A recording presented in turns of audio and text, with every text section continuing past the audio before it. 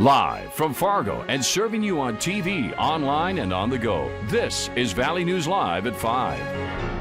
We begin with breaking news. Joe Biden has named California Senator Kamala Harris as his running mate. Biden makes history by selecting the first black woman to compete on a major party's presidential ticket and acknowledging the vital role black voters will play in his bid to defeat President Donald Trump. In choosing Harris, Biden is embracing a former rival from the Democratic primary who is familiar with how rigorous a national campaign can be.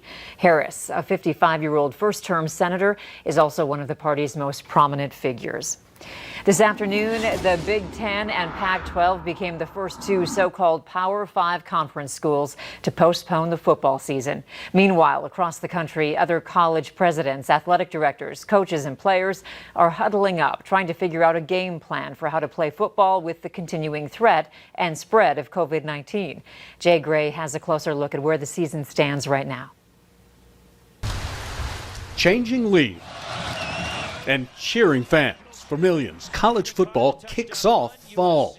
But right now, with concerns over COVID-19, the season is in jeopardy. I think it's almost hour by hour of what is going to happen here. This afternoon, both the Big Ten and Pac-12 announcing they're postponing all fall sports, joining the Mountain West and Mid-American conferences. Still, a growing number of players and coaches say the games must go on. Clemson quarterback Trevor Lawrence, a Heisman Trophy contender and high-profile NFL prospect, is leading an online push to play, demanding the Power 5 conferences create universal mandated health and safety procedures to protect players. We want to play. That's what we're here to do. That's what we love to do. But several college football programs have already dealt with coronavirus outbreaks during summer workouts. A huge variable that the remaining leagues will have is how those campuses react to students moving back on campus as there's an expected virus uptick. The virus, an opponent right now that no one knows how to defend. Jay Gray, NBC News. The first FBS conference to pull the plug on the fall season was the Mid-American Conference on Saturday, and then the Mountain West did the same on Monday. In Minnesota, the Department of Health is reporting another 332 confirmed cases of COVID-19, along with 6 new deaths linked to the illness. In total, over 1,600 deaths have been attributed to the disease. Over 55,000 people are listed as recovered. North Dakota has 174 more cases and 5 more deaths. The death toll now sits at 118, while the active case count is up to 1,166. We are starting out strong on this Tuesday, a nice day out there, but there's a chance of storms, so we're wondering who could be impacted this evening. Here's Hutch with your first alert forecast. Hey, Hutch. Hey, Andrea, thanks so much. As we take a look at one little pimple on the radar there in Clearwater County, south of the Bagley area, heading off towards Itasca. There's no lightning with that, but a brief rain shower certainly possible. The rest of the area, notice we're seeing a few more clouds here in the Southern Valley, thunderstorms developing out near the Montana border. There is a risk for severe weather tonight, but it's in South Dakota, and it won't develop until later as we enjoy temperatures near 80 degrees. Here's a look at where the risk for severe weather is greatest. And again, South Dakota, as we go through the overnight hours towards daybreak, a couple of those storms may meander into our southeast North Dakota counties. So get out and enjoy your evening tonight. Temperatures will sneak down into the 60s by bedtime. It looks like another cool evening for many, particularly in the far north, Andrea, where skies are quite clear. Details straight ahead on first alert weather days that we have called for Thursday and for Friday when our severe weather does look to increase across the area. Details in a moment. All right, sounds good. Thanks, Hutch. One man who was arrested in February on 6 state charges is now facing several federal charges related to child pornography.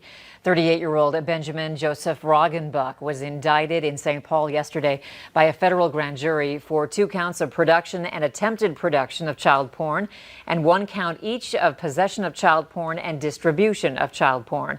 According to the federal indictment, Roggenbuck used or attempted to use 2 young children to produce sexually explicit content. Roggenbuck also admitted to sexually assaulting a boy and a girl who were under the age of 5. Fargo police have finally tracked down and arrested a man suspected of murdering a Fargo teenager after a drug deal gone bad. 25-year-old Larry Evans Jr. is charged with one count of murder and another count of felony terrorizing in the death of 18-year-old Cameron Camacho. Police had been looking for Evans since August 4th and say he was taken into custody last night. Police reportedly followed a lead that took them to Wahpeton. One man was issued a ticket for driving under suspension and failure to yield after a car-motorcycle crash that sent another man to the hospital. Grand Forks police say 78-year-old Graydon Peterson made a turn into a parking lot off of South Washington last night so he could turn around. But police say Peterson ran into a motorcycle, injuring the 28-year-old driver.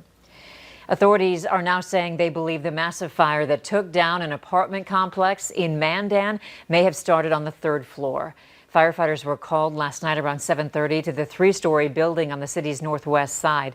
Flames were still visible 5 hours later. At one point, fire was coming from all sections of the roof from one side to the other. There are no reports of residents being injured. However, several pets are missing and police are searching the area.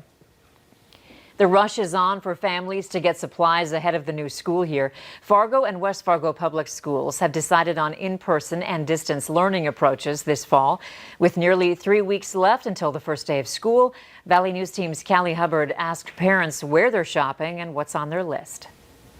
Money-savvy parents across the valley are keeping their eyes peeled for the best school supply deals. Well, we got the regular stuff, notebooks, pencils, markers, glue. Definitely hand sanitizer, masks. Their list will be a little longer this year thanks to the impact of COVID-19. Face masks are included and tech accessories are also important as students gear up for their online portion of learning. And then we went ahead and purchased some earphones to make sure that we can cancel outside noise and stuff like that when he's doing work virtually.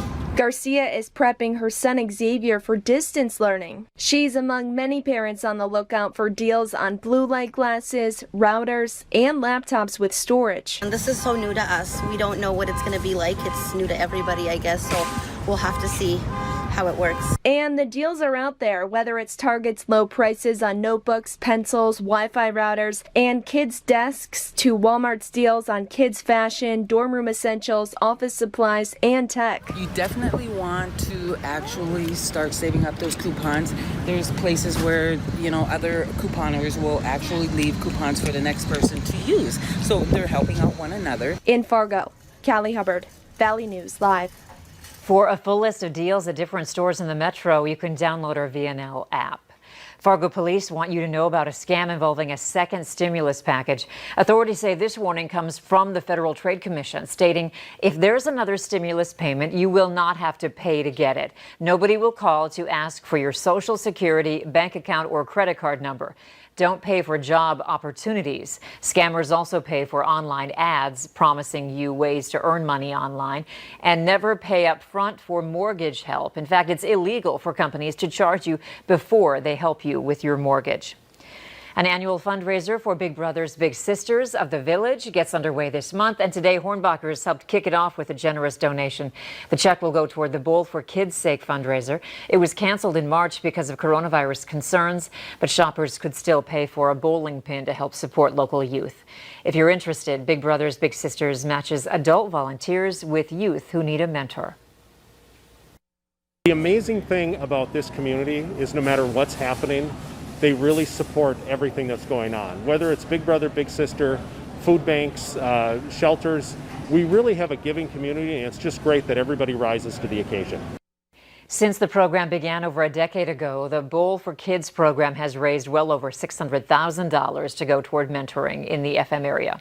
And the next time you head to West Acres Mall, be sure to bring your mask. Starting Monday, August 17th, all visitors and mall employees will be required to wear a mask. Children under the age of 5 will be exempt, and the mall says masks may be removed while eating or drinking. One day after a destructive storm hit parts of the Midwest, crews are working to clean up everything it destroyed. A look at the damage is still ahead on Valley News Live at 5. And we talked about a chance of dipping into the 40s in places like Walhalla and Langdon. That's what happened this morning. A chilly start to the day, but very summer-like this afternoon. A few storms in the forecast. I'll have hour-by-hour details right after this.